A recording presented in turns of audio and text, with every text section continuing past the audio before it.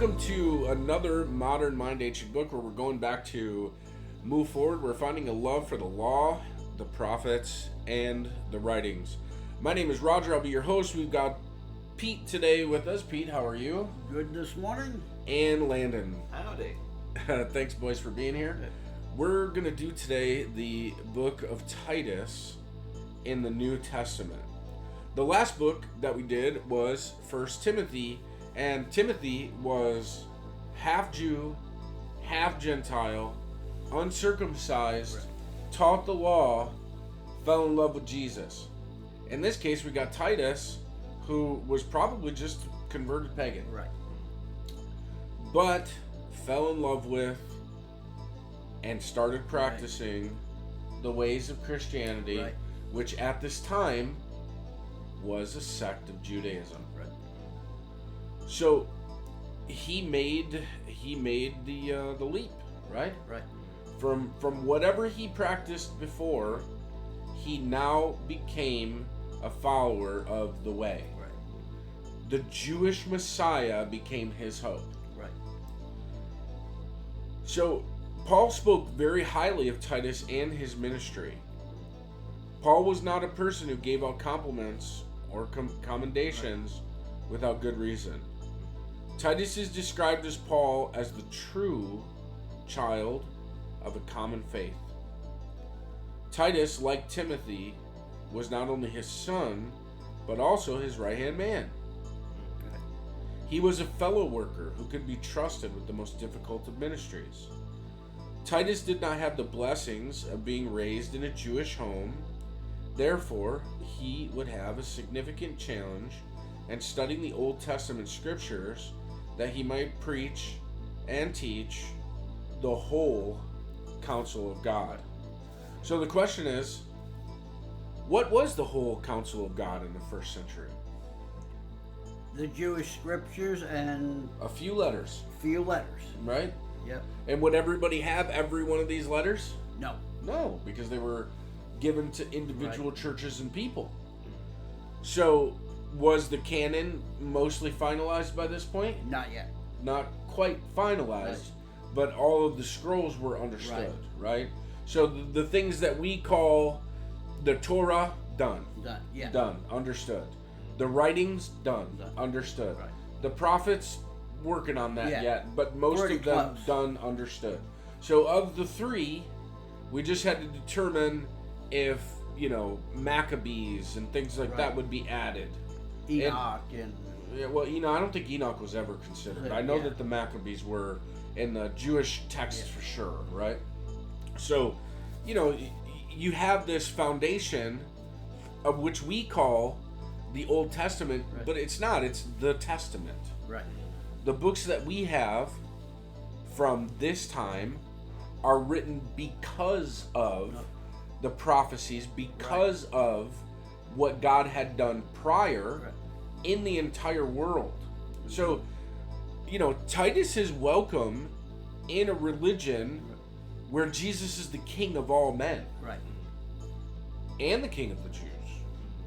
So through the law came the Son and the Savior, because the law had to be written down. Right. It had to be given. It had to be lived out for a time so that we could see its effect. Right. Was it good? No. It was the law that murdered Jesus. But it wasn't the law of God. No. It was the law of men.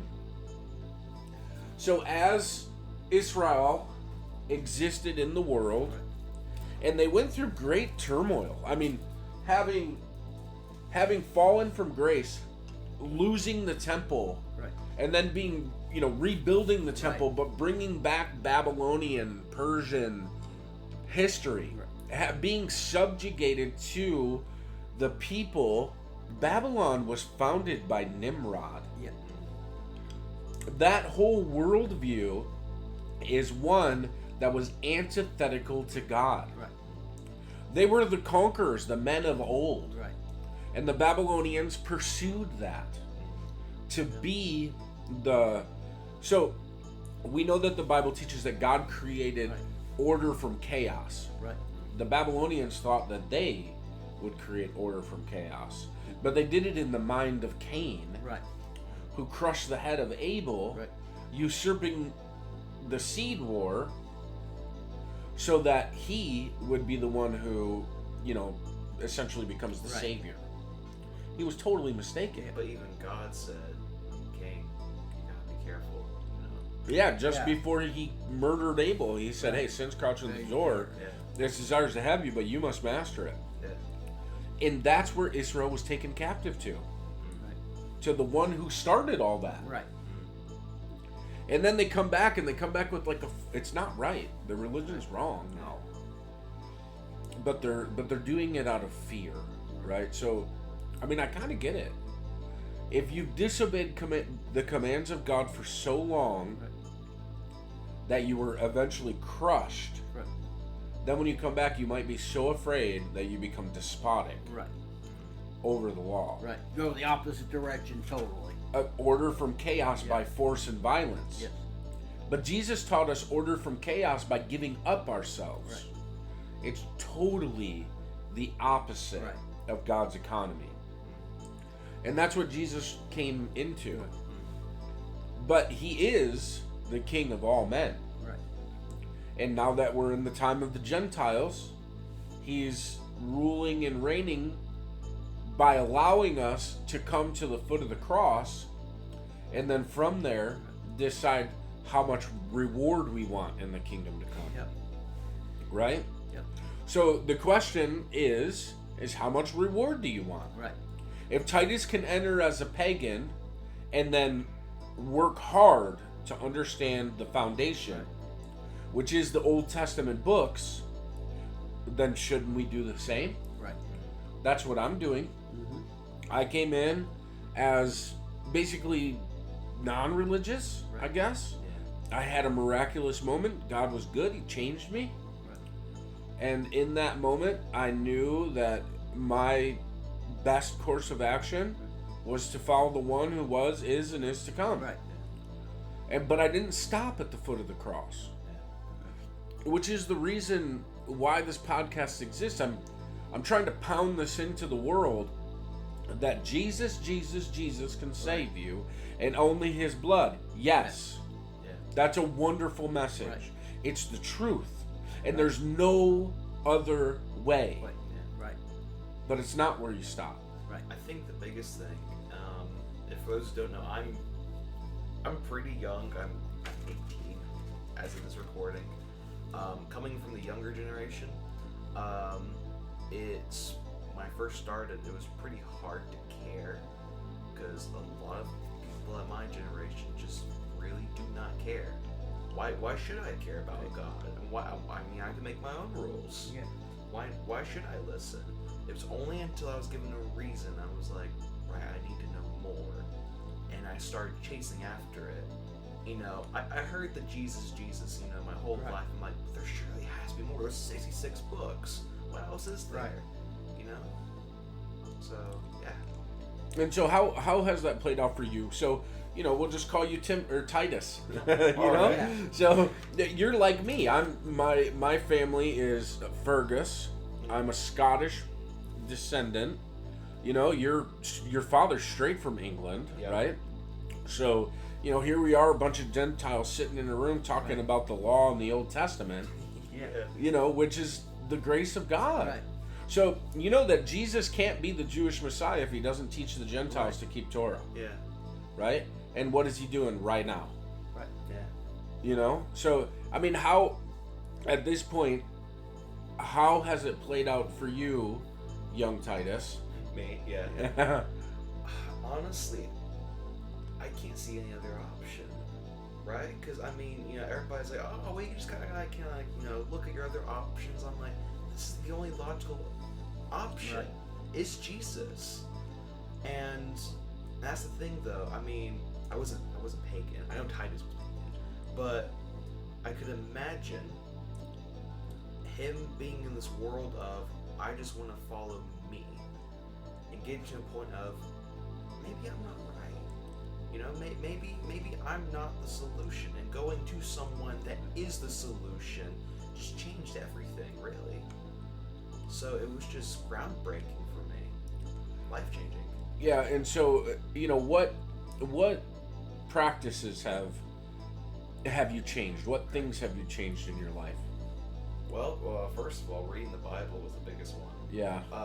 Because I think a lot of Christians nowadays. Now, I will say there's a higher rating of people reading the Bible nowadays, but I mean, I was always raised with, you don't have to read the Bible, but following Jesus and starting to actually care, reading the Bible was the biggest part. Relationship with Jesus, with the God who always loves you in a way that I can't even understand. So understanding, I got years of studying and relationship time, learning about God. And not only that, but God's given me a whole new journey, a whole new life to follow. So I've gained a lot of things from following God.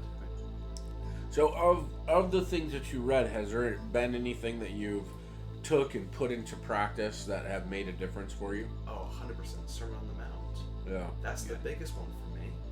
It was me reading it and Jesus saying, you've heard that it was said, love your neighbor but hate your enemy. But I say to you, even love your enemy. But I'm like, God, I have a lot of enemies though. I don't like these people though. You're telling me I have to like these people? And he's like, yeah, because they have value, they have worth, and I love them as much as I love you. So stuff like that. I mean, even going a second mile, being like, someone may ask you to go 1 mile. Some days I don't want to go 1 mile. But now he's telling me to go 2 miles at that point. And at that point, I'm just like, all right, let me give it a shot. And when I give it a shot, a lot of people go to that. I mean, even when I started working, I took those things to practice. And I saw a massive change in me practicing that with other people. And other people are like, where do you get these things from? These are like really good morals. And these people who don't believe in the Bible, I'm like, well, I mean, let me tell you about my Jesus. Let me tell you about my Jesus, yeah. So yeah, I would say that, yeah.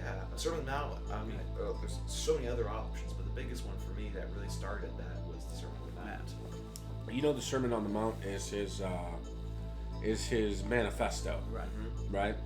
And that it's all about the Torah. Right. Yeah. The entire thing. Yes. Yeah. So, yeah, I mean, super good stuff. Thank you for sharing. Yeah. I'm sure that Titus's journey was very similar because God he's not a different God for different people. Mm-hmm. He's always the same, and each one of us have that same need, if we're honest, right? We need to know that we're going to be okay. Everybody feels the sting of death. Everybody feels the sting of the emptiness and violence in this world. Yeah. But I don't know if most, a lot of people don't equate that with their own need. And that's an issue, right? And so, I mean, that's why we have the podcast. Again, another reason for Modern Mind Ancient Book is to say, okay, use that logic, right? Use that word logic. So use that logic of yours, which is programmed into us from when we're young, to come to conclusions that are reasonable, not unreasonable. So if we wake up in the morning and we find out that somebody shot up a school, should we just go, well, I guess that's the way it is? Or should we mourn and wail for the fallen nature that we exhibit today? I mean, those kids, they have value. Yeah. It's unbelievable the things that we're doing. Right. And it's happening so often. And it's not only that, it's the way men are treating women. It's divorce, it's abortion, it's selfishness, it's hatred, it's there are in many political structures 2 tiers of justice. Right. There's what we get and there's what they have. Yep. And so, that's not God's economy. Right now. That's somebody else's economy. Right. Yeah. And that economy will be eventually, it's disrupted now. Because when we live out our lives for the glory of God, we can undo those strongholds. Simply by being there in strength in the Spirit. Those spirits have to flee, and that wickedness is dealt with. But when we don't exercise, i.e. live it out, and we pretend that we have Jesus, we sit at the foot of the cross, and that's all we ever do, then we never affect change in the world. Right. And that's the whole point, is to use these bodies for good purposes. Right. Yeah. To be the temple, a living temple Right. that goes out and makes disciples. Yeah. And it's not really all that complex. It's not even a burden. Yeah. When you love God and when He loves you, it's good, it's fun. And it's wonderful to see people change. Yeah. Just like what you said, being somebody who bears the burdens of others. Right. Being somebody who goes the extra mile. Being somebody who cares for the weak, the meek, and the broken. Right. And naturally, I mean, for me at least, my biggest, the fruit of the Spirit, the biggest one I struggle with is love. And so for God to say, yeah, I love that random person over there, I'm like, why should I? You know, that's the human side of me. Yeah. You know, why should I care? And He's like, well, they have value just as much as you have value. So yeah. Yeah, you're learning to see the world through God's eyes. Yeah. Which is the journey through the scriptures. Because you have prescribed and described, right? God said do this, then people do what they want. And if you can catch that part of the Bible, and if you can learn it, then what you can see is that the benefit of living for God undoes what the people did. Yeah. If you don't do what they did, but you do what He said, then you don't have the outcome of what those did. And so, you know, that's what Titus gets to struggle with now. So coming from a totally pagan background, never being taught by his mother and father, I wish we knew his religious background because we could talk about it. I'm sure it's strength and, you know, sexual immorality and a lot of stuff, right? Because the devil makes things, the liar in this world, makes things appealing that appeal to the flesh. And they feel good for a moment, but then they enslave you to the outcome of it. So sexual morality, not only does it break you emotionally, but it also just enslaves you to the outcome of what that is. So, you know, you go do too much of that, you're going to take something into your body. Because when you exchange that moment with another person, you are exchanging your physiology. It is not a small thing.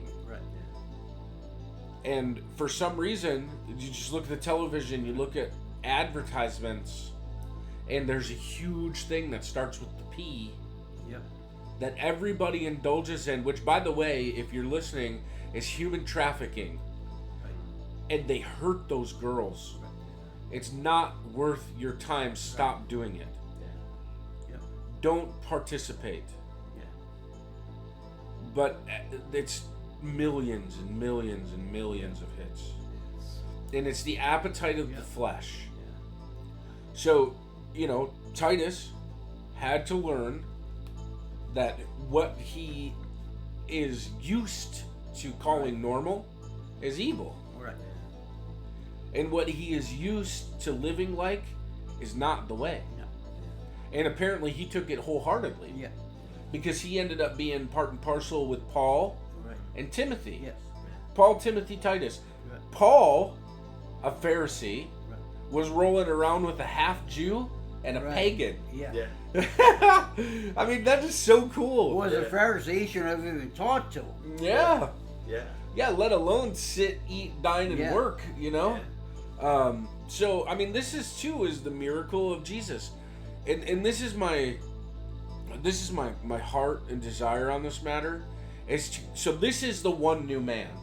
Right? This is the one new man. It's a born and trained Jewish man, a half Jew who's kind of familiar with what he's doing, and then Titus, who knows nothing about it but wants to learn. But see, Titus doesn't get to set the pace. Paul gets to set the pace. And that's the way we have to understand this. So the one new man is not Jewish. The one new man are people who are seeking the ways of God that were given over millennia. That are willing to dive into the text and make the way in their lives the way that they're going to live. And when I say the way, I mean the calling of the early church. It was called the way. It was the sect of the Nazarenes. So, you know, I mean, this book is amazing. This is the Right. one new man made true. Yeah. This is an amazing book. I mean, even Titus would have to be like, so, what was the law? What was Exodus? Yeah, he would have to learn all of that. Yeah. Now, not that it was foreign, because, Greek history is actually borrowed history, Okay. Right. right? So Greek history, when Alexander the Great ran through and took over basically the known world at the Right. time, they renamed everything and they adopted a lot of stories. Right. They adopted a lot of mythology, Right. and they made it their own version. Right. So if you ever read Josephus' Antiquities of the Jews, you're going to see that he makes the argument that the Greeks redefined everything, Right.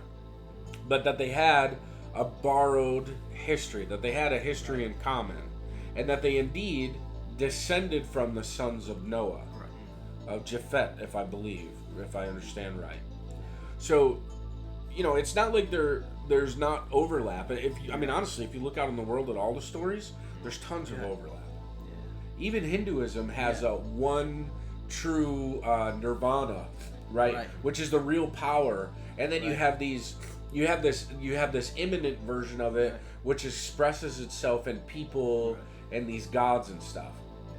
Now, that's not antithetical to the Bible if you see there's one power and then there are spiritual powers, right? But for them, the negative spiritual powers are an expression of the one true power, which for us, those negative spiritual powers are held in bondage until judgment, because God can't be in the presence of evil. So, but there's a memory. There's a memory in humanity of the one true God. It's there. And there's a memory of the flood and all kinds of other things. And so Titus wasn't necessarily starting from zero, he was just redefining. Yeah. It's like learning a new language. That's basically what I was getting at. Yeah. So, when we get to Titus's world, yes, it was rocked. You're not wrong. Yeah. It was rocked.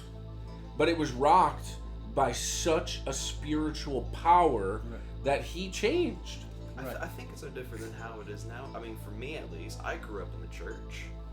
I knew of these stories, but I didn't have understanding. And that's the biggest thing.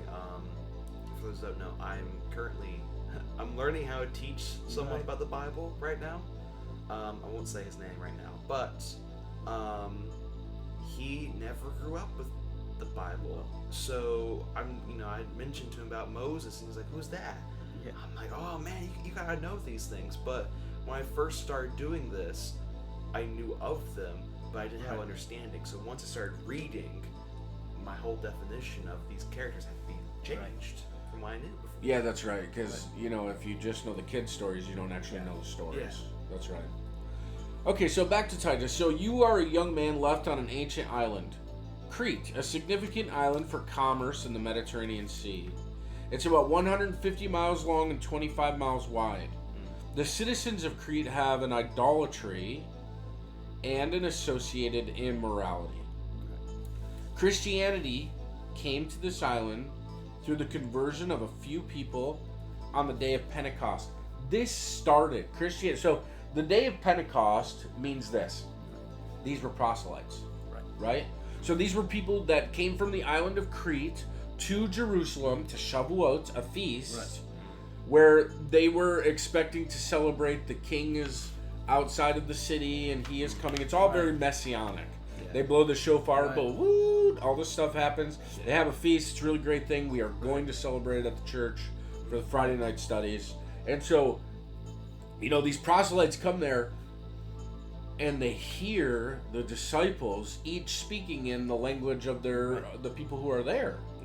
And they get saved. They get changed. Because the king has arrived. But in Judaism. Because the king has arrived. You're right. It's the fulfillment. It's the now, not yet. Right. Yeah. The spring holidays are completely fulfilled by Jesus. Right. Yeah. The fall holidays are not fulfilled yet. It's when he comes and sets up camp. Yeah. Tabernacles with men. It's the millennium, right? So, proselytes. So these proselytes, they go back to Crete. They start speaking it, preaching it in the synagogues. And then suddenly the whole island starts changing. Right. Yeah. Pagans. Yeah. Yeah. I mean, it's astonishing. God opened up back the way. It narrowed down to Israel, but Abraham wasn't Israel, Yeah. right? But it narrowed down to Israel, and now it's opened back up to the world again. Yeah. The one new man. Right. Yeah. So Paul had ministered with you for a significant period of time, but has now departed and left you to strengthen the churches. You are excited to receive the correspondence from Paul, your spiritual father and mentor. You desire to know how rebellious people who are committing many sinful acts. Oh, I'm sorry. You desire to know how Paul is doing. I skipped. You need instruction on how to appoint leaders among the churches. There are rebellious people who are committing many sinful acts. The apostolic authority of Paul will help you to confront these people. You need to encourage the people toward discipleship relationships. The advice of Paul in this matter is invaluable. There are factious people in the church that must be disciplined. You read so that you might continue to develop godly characteristics in your own life and develop these through the church of Crete. Right. So what is discipleship? Passing on the knowledge and practices of God to another generation. What knowledges and practices? In this case, the Old Testament, the Torah. Yeah, right? It's not complicated. No. And it's true today. Yep. Exactly the same thing. So, you know how I judge Christians? How much law do they keep? I've studied it enough to see it. You don't have to know what you're doing Right. to know that, for me to know what you're Right. doing. Yeah. And so what I see is this. I see when God genuinely saves someone, they adopt the Sermon on the Mount Right. and they start doing it. Not even knowing that they're keeping Torah. Yeah. Yeah. And then, but the thing is I don't want us to stop there. I would rather, Landon, Titus, Yeah. that you actually study and find out what is the Torah Right. in its jot and tittle, Yeah. right? And its commandments, its understandings. Yeah. Because it takes a significant amount of Right. study, right? There are Jewish sages to this day that the only thing they do is Leviticus Right. and Exodus, and right? It's the only thing they do. I mean, even I was talking to someone at work the other day who is a new follower of Christ, Jesus, as of literally 3 months ago, and he's been going through the New Testament. I talked about him saying like, "Oh, have you done the Old Testament yet?" He said, "That's the thing, though." He said, "I want to, but it just seems so scary, so intimidating. You know, it's an older book." He said, "I connect more with Jesus than the Old Testament." I told him, I said, I 100% relate to you on that. When I first started reading, I thought, ooh, the Old Testament, ooh, you know, that's the old Right. stuff, you know? Why should I read that? I told him, I said, once I started reading it, doors in the New Testament were starting being opened Right. that I didn't even know even existed through the Old Right. Testament. So I told him, I said, try, reading some of these older Right. books. I said, I know it's scary and may seem a bit intimidating, but it's so worth it. It's 100% worth it. And this is coming from someone that started reading Exodus Right. a few months ago. So yeah, See, this is the part that I really want to change in the culture, Right. is that these old books don't really matter. Right. Because the fact of the matter is these new books were written because of those the old- old yeah, books. exactly. Yeah. So, what we actually have is we have a faith that stretches back from creation. Right. And it would be wise for us to understand that. And it also scares me, because Jesus said, "Depart from me, I never knew you." Right? There's a few passages like that where Jesus is not messing around. Right. Yeah. And the thing is what Jesus do we actually know if the Old Testament is scaring us? Right. Because in John 1, it says, "In the beginning was the Word, and the Word was with God, and the Word was God." And then later on, in like a couple verses later, it calls Jesus that Word. Yeah. Right. So if Jesus was there in the beginning, but we can't equate Jesus with the God who's been carrying man through since the Right. beginning, who's been patient and kind for thousands of years.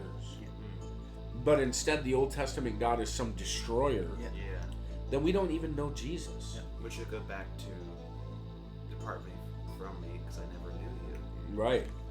And I mean, that's the biggest thing for me, because when I started reading that and I started realizing how big the Old Testament truly was, and how impactful was the New Testament, I felt convicted. I'm like, if I truly love Jesus, God, and I want to know Him, I would at least give it a chance. Right. Because if I just didn't care and be like, I feel comfortable in the New Testament, are you really doing it because you love Jesus or God, Right. or are you just doing it just because you feel a little comfortable in the New Testament?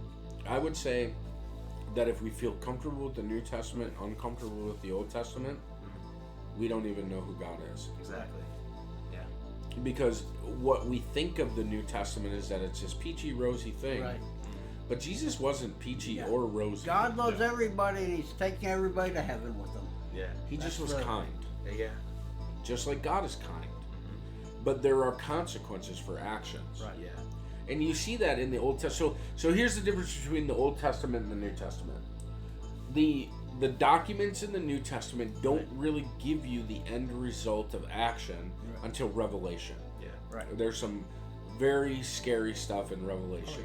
Yeah. And there's a few points in, throughout like Matthew and some other books Right. where, Jesus is a little bit harder on the future people. Yeah. Yeah. But for the most part, you don't have this descriptive, prescriptive thing, right? But in the Old Testament, there's enough time to record how God was gracious to give Right. direction and how the people just did what they wanted to. Right. And then there were results. Right. And then God would say, hey, never fear. Yes, you are being chastened, but I still have a future for you. Right. And that's Jesus Right. all the way. Yeah. So when He came, did we fail? Yeah, we murdered Him. Yeah. Right.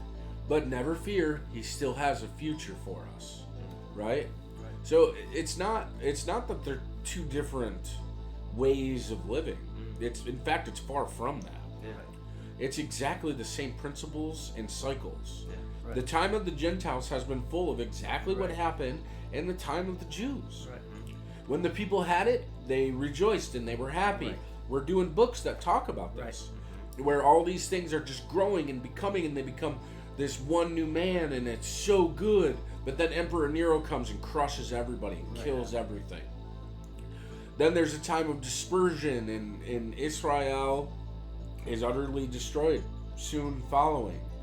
And the church now becomes an illegal religion. And they suffer great persecution until they eventually overcome Rome. Ding, ding, Right. ding, right? Yeah. Which is exactly what the Jews wanted to happen. Right. Yeah. For the Davidic king to Right. throw off the rule of Rome.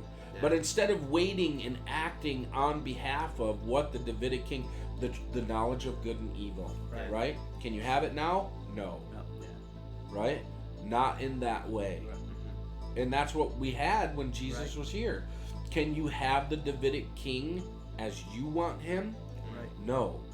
There has to be the suffering servant Right. first. I find it very interesting. I was talking to my dad about this the other day. Mind you, he doesn't know what he believes. I'm not going to assume what he does believe or doesn't believe. But I talked about it the other day. He said, how can you know that Jesus just wasn't a guy that playing with the crowds?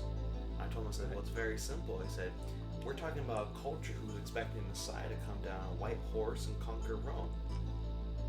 Jesus was claiming to be that. He had a great opportunity to start riling up all the people, going out and be like, right, we're going to go fight Rome, gather up all the Pharisees, Right. this is the guy you're looking for.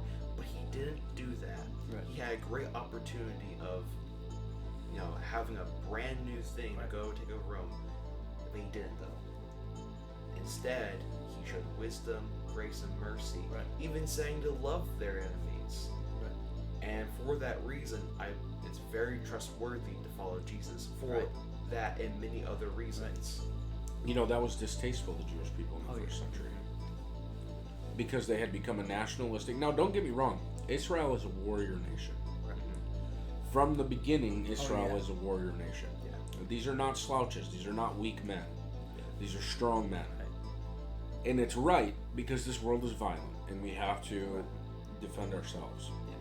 Now, that being said, it's not about Israel conquering the world as much as it is about God doing the work in the world as the king of Israel. So, it's not Islam. It's Judaism. There's a difference. The problem is that the nationalistic version of Judaism does want that.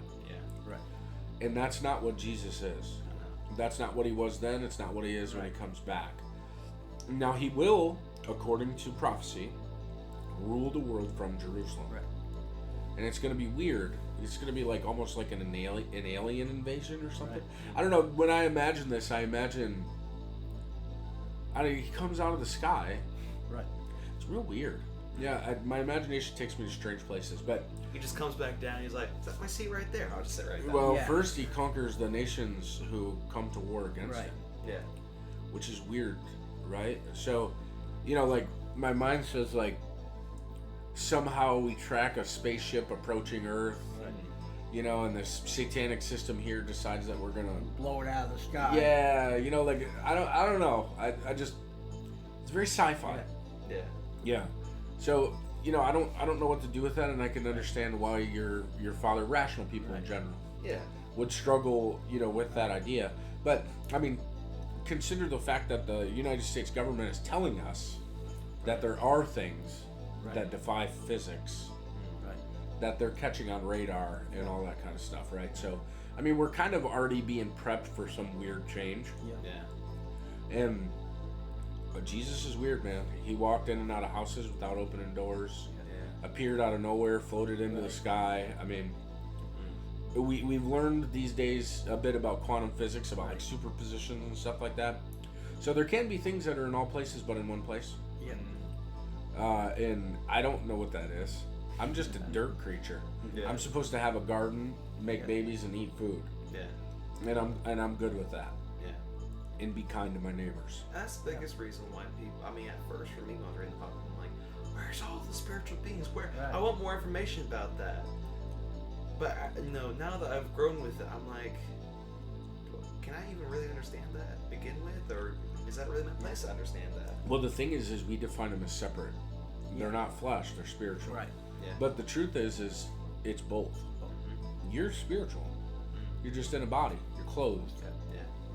So, I think we could teach and have a worldview that's very different than what we have today, and it could be the truth, but we won't accept it. And that's unfortunate. One thing, going back talking about the cycles, the Old Testament and the New Testament, we got to remember the New Testament was written in less than 100 years. That's right. The Old Testament is multiple thousands. Thousands of years. Yeah, it's written over a long period of time. And it's crazy how homogenous they are with one another, especially the Old Testament. It doesn't make sense that it would. We need more time to see that things play out. Well, over thousands of years instead of 100 years. Yeah, God's not. He's not on the same time frame we are. For me, what I see in the Bible is a great tactician. Like he's way better than Sun Tzu. The Bible for me is because I kind of understand the whole, and wow, he's good. I mean, from the start to the finish, he played out a plan, or is playing out a plan that, I mean, it's hundreds of generations long. He's playing the long game. He's playing the long game. And we've seen it in the New Testament. We've talked about it in the past where they, settle on these like port cities and they start preaching the gospel, and then the port cities just export it naturally. So you're just smart, intelligent, crazy, otherworldly, if we're fair. And I think outside of the Bible, we can also say in our own lives where there were times where like, that seems very convenient right now with my own situation. Yeah, circumstances are not circumstances. So if I pray and it comes to pass, I give thanks. I don't say, wow, that was coincidental. Right? Because I'm a religious man. And I will be a religious man. I will not turn my back on Jesus. He has shown me what's real, and what appears to be circumstantial to me is his guiding ever-present hand. And I'm happy with that. And I pursue that. It's not circumstances. All right, let's get back to Titus. We made this real long. Okay. So, Titus, what's the key verse? The reason I left you in Crete was that you might straighten out what was left unfinished and appoint elders in every town as I directed you. Okay. Setting up structure. Yeah, apostolic ministry. So he said, Titus, I left you here. Create the structure of the church. Yeah. Yeah. Okay, so Paul argues that Titus must establish order in the churches by appointing qualified leaders and maintaining biblical standards in Christian relationships. So, you know what he's doing? He's creating order from chaos. Yeah. What all of the nations have been doing for all of this time by violence, they are doing it by miraculous conversions. Yeah. This overcame Rome. Yes. Peace overcame Rome. Yeah. Yeah. Think about that one. Yeah. We thank you for the time that you spent with us. We apologize for the rabbit holes on this one. We hope that your time was spent with us is deemed valuable by you. We certainly appreciate you. We're thankful for you, the listener. We love you, and we'd like to leave you with a prayer. We pray that the Lord would bless you and keep you and make his face shine upon you and be gracious to you and lift his countenance upon you and bring you peace. If you have any questions or concerns, please feel free to reach out. modernmindancientbook@gmail.com. Until the next one.